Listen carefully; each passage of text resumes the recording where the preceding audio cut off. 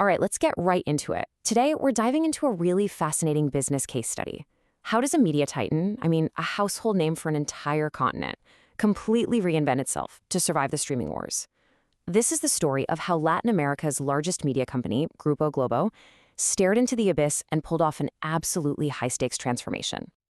Now, to really get the scale of this thing, you have to understand just how massive Grupo Globo was. We're talking about a broadcast network that reached over 100 million people every single day. They were a true media empire. But by 2018, that empire was under siege, fighting a two-front war that was threatening its very existence. So here's how we're going to break this down. First, we'll look at the crisis that really forced their hand. Then, we're going to unpack their bold solution, the One Globo strategy.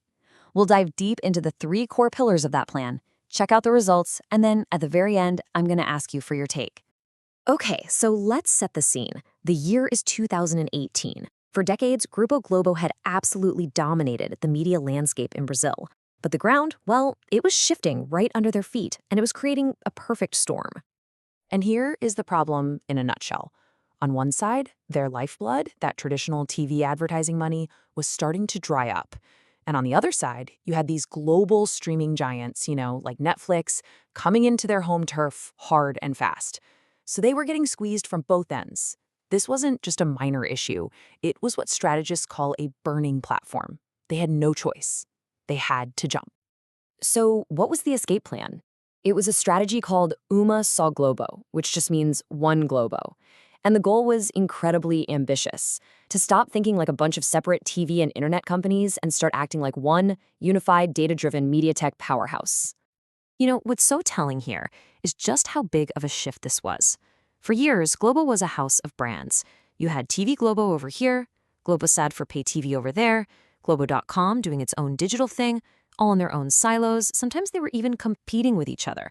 The One Globo strategy just smashed down all those walls, creating a single integrated hub with one brand, one strategy, and one mission. Look, a vision is one thing, but execution, that's everything. Globo's entire transformation really came down to three massive concrete decisions. These were the pillars holding up the whole new strategy. So, these were the three big moves. First, unify everything on the inside. Second, roll all their content into a single streaming super aggregator. And third, build the whole thing on a modern, super flexible cloud platform. Let's dig into each one. The first pillar was this huge internal restructuring. They literally dissolved the separate companies for TV, pay TV, and digital.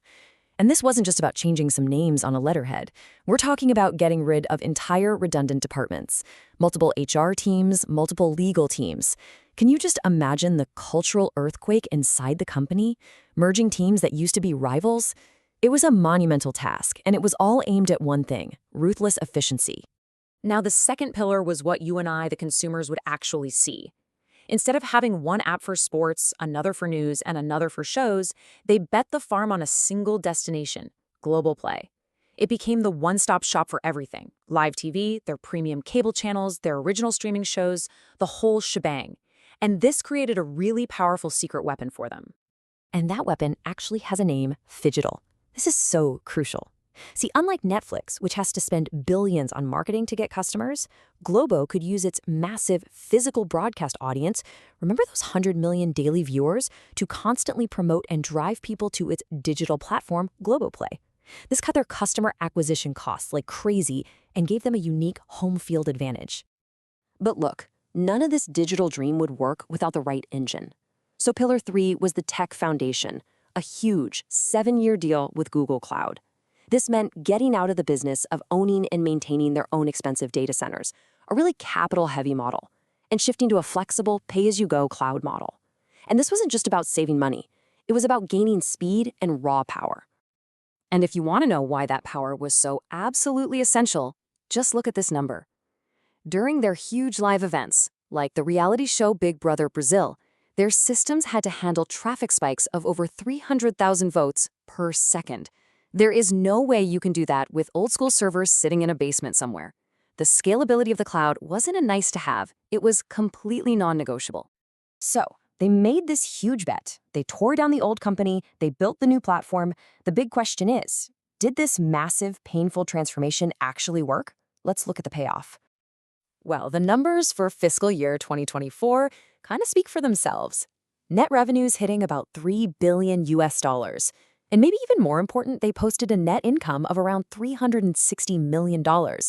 This proved that after years of heavy investment, the new, leaner company wasn't just big, it was actually profitable. And those operational efficiencies they were hoping for? Oh, they became a reality.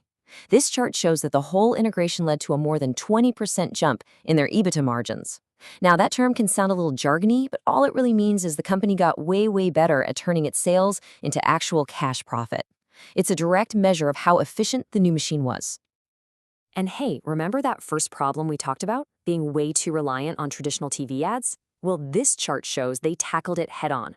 That slice of the pie from digital and other non-ad revenue has grown a lot, creating a much healthier and more diverse business that isn't so vulnerable to the ups and downs of the ad market.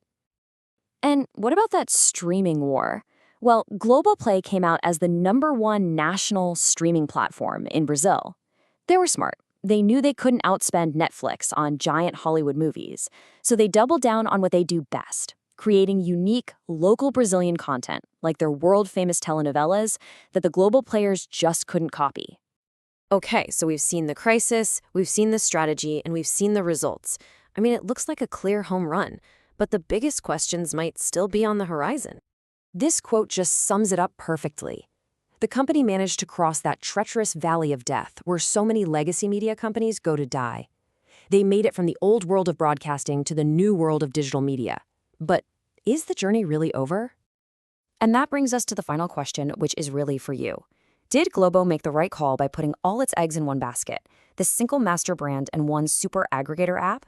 Or did they risk losing the special appeal of their individual brands for things like sports or news? Do you think this unified all-in-one model will keep them on top through 2030? Or will new challenges force them to change all over again? I'm curious, what do you think?